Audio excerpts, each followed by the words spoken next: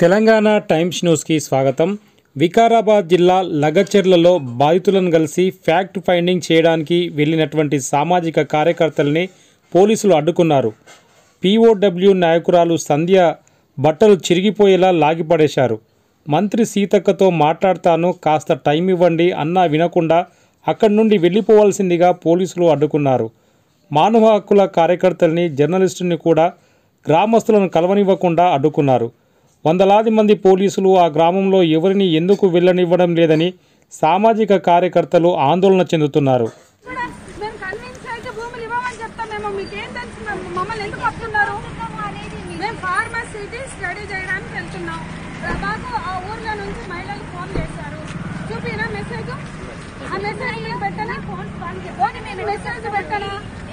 పులిచెర్ల తండ, RB తండ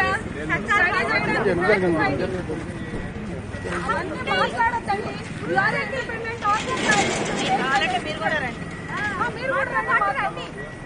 మీరు కూడా రండి,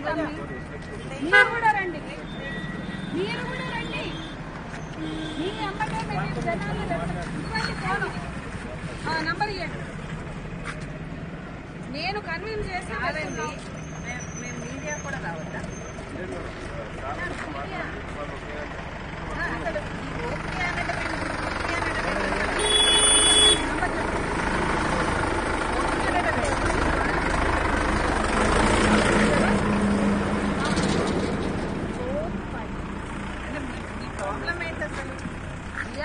ఓడించడానికి మేము బాగా మాతో వార్ రూమ్ స్ట్రాటజీలు చేస్తారు.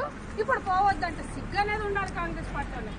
ఇప్పుడు పోవద్దంటే సిగ్గు అనేది ఉండాలి కాంగ్రెస్ పార్టీ వాళ్ళకి. సిగ్గు అనేది ఉండాలి కాంగ్రెస్ పార్టీ వాళ్ళకి.